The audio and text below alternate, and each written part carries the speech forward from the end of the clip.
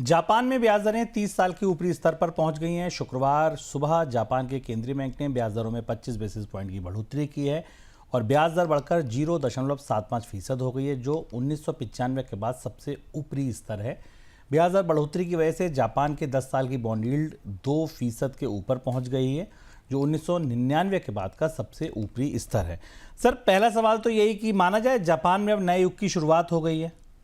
बिल्कुल, जापान को आप मान सकते हैं कि पिछले करीब करीब 2 दशक से लगभग 3 दशक से शुभम सस्ते कर्ज की दुकान था जापान। पूरी दुनिया के इन्वेस्टर्स जापान से सस्ता कर्ज लेकर पूरी दुनिया में अलग अलग जगह निवेश करते थे, रिस्क लेते थे, वो बंद हो गया।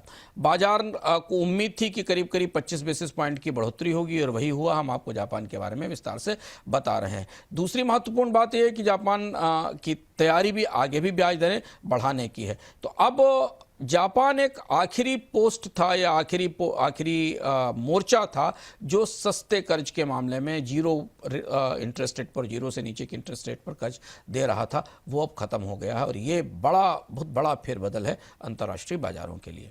सर, कैसे समझें इसका असर दुनिया भर के बाजार के लिए, ग्लोबल इकोनॉमी के लिए, क्योंकि जापान से आपने कहा सस्ता कर्ज सब ले जा रहे थे, तो बाजारों के लिए इसके क्या मायने हैं? जापान में ये जो युग बदला इसके, देखिए, येन को का कैरी ट्रेड पूरी दुनिया में चर्चा में है। चाहे वो क्रिप्टो का इन्वेस्टर यूरोप में या सऊदी में या दुबई में क्रिप्टो ट्रेड कर रहा हो, या यूरोप के बॉन्ड्स में पैसा लगा रहा हो, या भारत के इमर्जिंग मार्केट्स में निवेश कर रहा हो, येन जो जीरो कर्ज का, जीरो इंटरेस्ट रेट का येन होता था, उसके सहारे पूरी दुनिया में सस्ती पूंजी घूमती थी।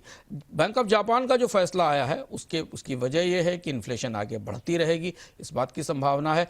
वेजेस ज़्यादा बढ़ रहे हैं जापान में, उन वेजेस के कारण महंगाई बढ़ेगी और राजनीतिक तौर पर अब जापान का जो नेतृत्व है वो येन की एक सीमा से अधिक कमजोरी को बर्दाश्त करने को तैयार नहीं है। यानी जो 2 वीक येन की पॉलिसी थी कि येन को कमजोर रखिए, निर्यात बढ़ाइए, ब्याज दरें कम रखिए और पूरी दुनिया में सस्ती पूंजी बांटिए, ये पूरी जो पॉलिसी की मैट्रिक्स थी, 3 प्रॉन्ग मैट्रिक्स थी, इस पूरी मैट्रिक्स को जापान की पॉलिटिकल लीडरशिप ने अब खत्म करना शुरू कर दिया और इसलिए ये इतना बड़ा शिफ्ट पूरी दुनिया में आता दिखाई देगा। तो तत्काल जो आपको येन फंडेड कैरी ट्रेड दिखाई दे रहे हैं पूरी दुनिया में, चाहे वो बॉन्ड में हो रहे हों, जंक बॉन्ड में हो रहे हों, क्रिप्टो में हो, इक्विटी में हो, उनमें हमें बदलाव दिखाई देगा।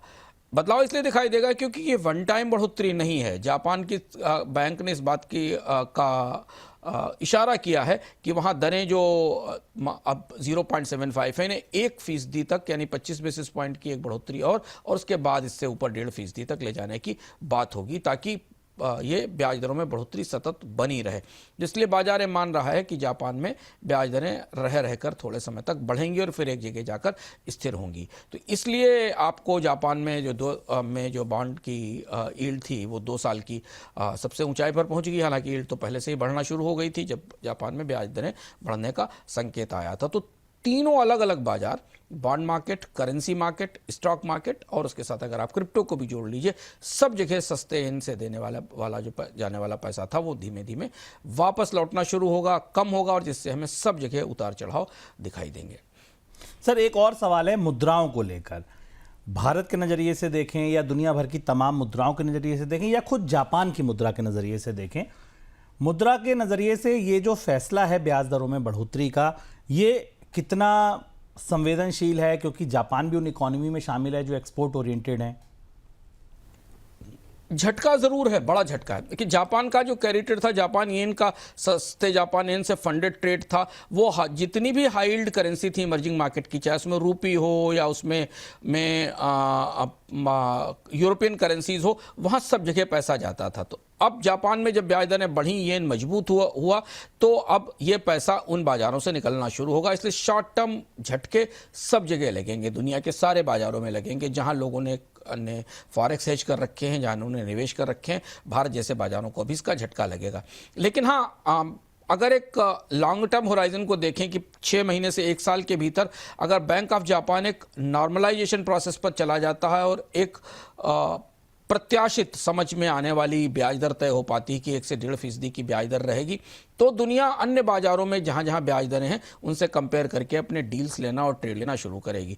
तो अभी ये देखने की बात होगी कि बैंक ऑफ जापान की ये ब्याज दरों की बढ़ोतरी कहां जाकर रुकती है, और उसके बाद अमेरिका और जापान की ब्याज दरों में क्या फ़र्क दिखता है, बैंक ऑफ इंग्लैंड और यूरोप की ब्याज दरों में क्या फ़र्क दिखता है, और भारत जैसे इमर्जिंग बाजार के बीच ब्याज दरों में क्या फ़र्क दिखता है। ऐसा मानकर आप चलें कि पूरी दुनिया में 4 बड़े मैग्नेट थे जहां अच्छी यील्ड मिलती थी, और एक जो था वो सस्ता कर्ज देने वाला देश था। तो ये पूरा संतुलन बाजार में बदल रहा है। इसका असर हमें भारतीय बाजार पर भी दिखाई देगा। कई सारे ट्रेड अनवाइंड होना शुरू होंगे। हेज फंड्स, खासतौर पर जापानी हेज फंड पूरी दुनिया में बड़ा निवेश करते थे क्योंकि उनके पास 0 इंटरेस्ट रेट का पैसा आता था। वो हेज फंड्स अपनी बिकवाली करेंगे, अपने रिटर्न्स को कवर करने की कोशिश करेंगे। जापान को इसका लेकिन फायदा होगा ऐसा माना जा रहा है, क्योंकि जो बैंक और फिनेंशियल कंपनियां हैं जापान की, बैंक्स और फिनेंशियल सर्विसेज कंपनियां हैं, उनमें अब निवेश बढ़ना शुरू होगा। निर्यातकों के लिए चुनौती है, क्योंकि निर्यातक इस मजबूत येन के साथ दुनिया के बाजारों में अपनी प्रतिस्पर्धा खोएंगे। लेकिन एक बड़ी वित्तीय सिस्टम की एक बड़ी व्यवस्था जो कई वर्षों से चल रही थी वो लड़खड़ा गई है। तो इसलिए अगर आप निवेशक हैं, अंतर्राष्ट्रीय स्तर पर भी निवेश करते हैं, भारतीय बाजार में भी निवेश करते हैं, तो जानने की कोशिश करिए कि जापान के हेज फंड्स ने भारतीय बाजार में किन स्टॉक्स में निवेश कर रखा है। और क्रिप्टो बाजार पर सबके करीब से निगाहें हैं कि ये जो सस्ता पैसा, जो रिस्क लेने की कैपेसिटी जापान देता था पूरी दुनिया को अपनी सस्ती पूंजी से, उस कैपेसिटी को कम होने का, उस क्षमता को कम होने का असर क्रिप्टो पर कैसे दिखेगा। क्रिप्टो बाजार में हालांकि आज कोई बड़ी हमने गिरावट नहीं देखी, लेकिन ये माना जा रहा है कि क्रिप्टो में अब वो बड़ा स्पाइक या बड़ी तेजी की संभावना यहाँ से सीमित हो जाएगी, क्योंकि सस्ती पूंजी आना कम होगी। रूस के साथ युद्ध में यूक्रेन को सपोर्ट करने और यूक्रेन की आर्थिक ज़रूरतों को पूरा करने के लिए यूरोपियन यूनियन के नेताओं ने यूक्रेन को इंटरेस्ट फ्री लोन देने के लिए डील की है।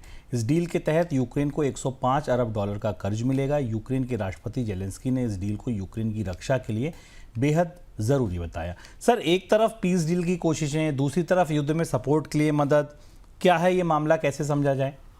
दो अलग अलग तरीके के एजेंडे ईयू की मेज पर थे।